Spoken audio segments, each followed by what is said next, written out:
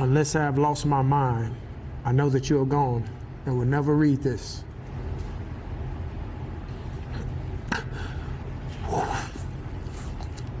A stunning loss. Rob Reiner and his wife. The couple appears to have died from stab wounds.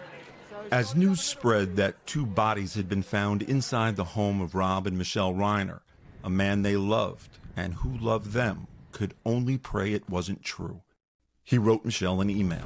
No one ever loved me like you. No one ever changed my life like you. I feel so broken right now. This man isn't a famous actor. He doesn't live in Beverly Hills. His name is Nanon Williams. He's been locked up in a Texas prison for nearly 34 years for a murder he says he didn't commit. I'm completely innocent. I mean, I sold drugs when I was a kid. I have my own things I'm ashamed of. But kill someone? No, I've never killed anyone. You might expect Nanon to say that, but over the years, lawyers, professors, even Amnesty International have come to the same conclusion. And so did Rob and Michele Reiner. Last spring, Rob, Michele, and Romy all wrote letters to the DA about what Nanon meant to them. Rob said, "I've led a high-profile life for over 50 years, and in that time, I've met some very impressive and influential people.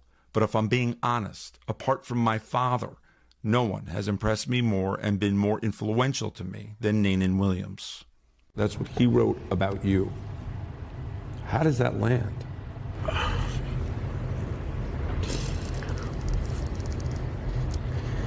It's overwhelming. It's, I don't even know how to digest that.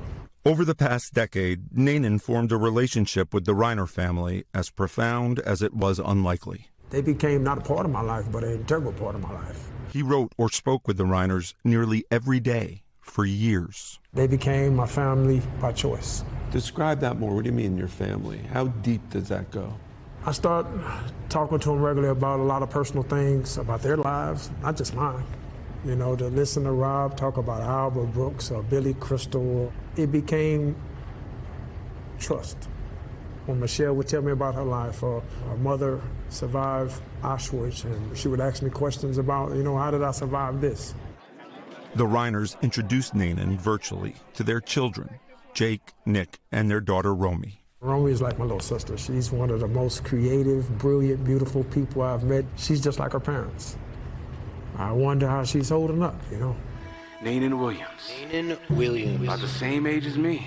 The Reiners first heard about Nanon in 2016 while watching a one-man show called Lyrics from Lockdown, created and performed by artist Breon Bain. Nanon writes a letter to me from his cell in a prison colony on death row. In 1999, Breon, a Harvard-educated lawyer, was walking past a crime scene in New York with his brother and cousin. All 3 were arrested simply because they were black. In 2001, Breon's story was featured on 60 Minutes. And it was a humiliating experience. So it was just because you were black? Right. From death row, Nanon heard about Breon. He wrote him letters about his own plight, and then a poem. It's called A Parallel Universe, to where he grew up on the East Coast and I grew up on the West Coast. But we were both basically 17-year-old kids. What if I went to Harvard? What if he ended up on death row? Breon, also a poet, wove their stories together, creating Lyrics from Lockdown. Dear Breon, I bet in a parallel universe somewhere. Singer and activist Harry Belafonte became Breon's mentor. Harry and his daughter Gina signed on as executive producers. And later, so did Rob Reiner. The show toured the country, from prisons to America's most famous stages.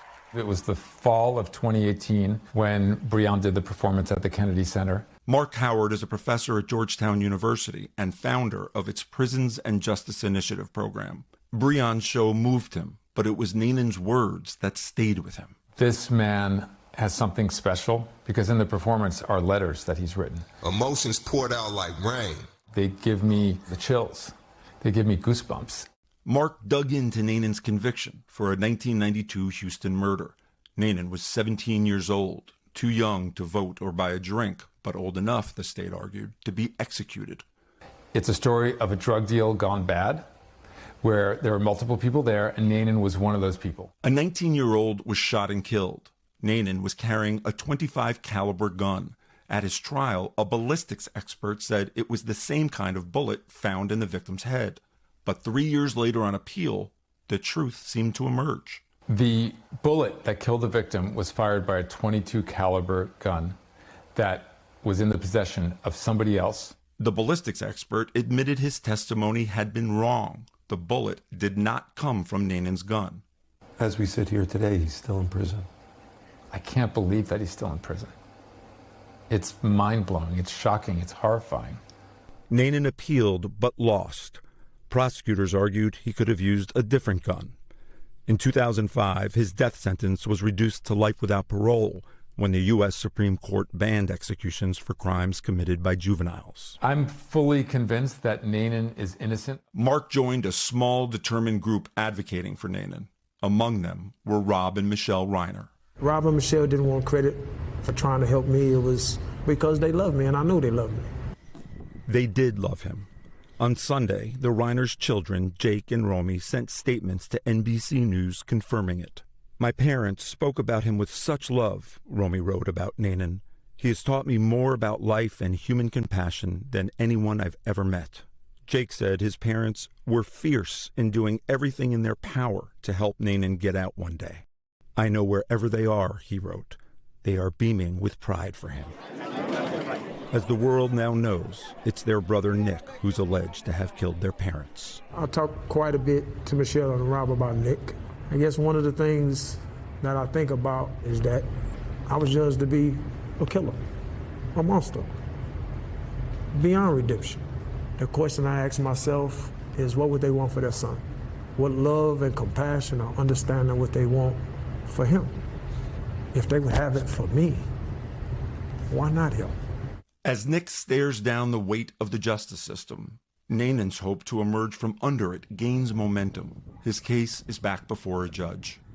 The Harris County District Attorney said, based on the evidence, we are confident the conviction is warranted. Several years ago, Nanon met a woman who heard about his case.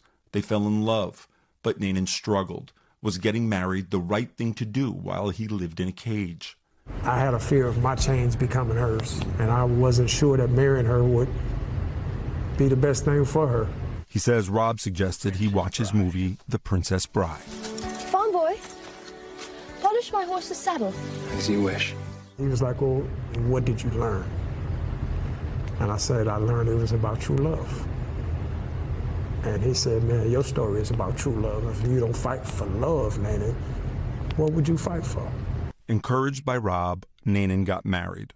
Mark Howard, the professor who studied Nanon's case, was also now like family. Nanon asked me if I would ever consider to be the wedding officiant at his wedding, and I didn't hesitate. And there's an extra level of closeness to be with two people at that sacred moment. Just the three of us in this room. It was the most amazing moment I've ever had in my life. And among the worst was that weekend in December. Less than 36 hours before their tragic deaths, Rob and Michele Reiner sat in a Los Angeles theater, Nanon Williams, watching lyrics from Lockdown for what would be their last time. His dad was gunned down before he turned 10 years old. This is video from that night. I wonder what my brother Nanon hears after being trapped over 30 years. And this picture is the last one Breon Bain would take with his friend Rob. The day after the show, Michele sent her last email to Nanon. Prison messages are reviewed before they're delivered. Michelle's arrived the day after her death. It's addressed the ugly side of beautiful. It says the show last night was amazing. We all said that we can't wait to watch it with you, and your whole family was there. I loved your mother. She is so beautiful, and I told her that she must have done something right because you turned out so well. Hope you're doing well. Love you, Michele. That was it. That was it.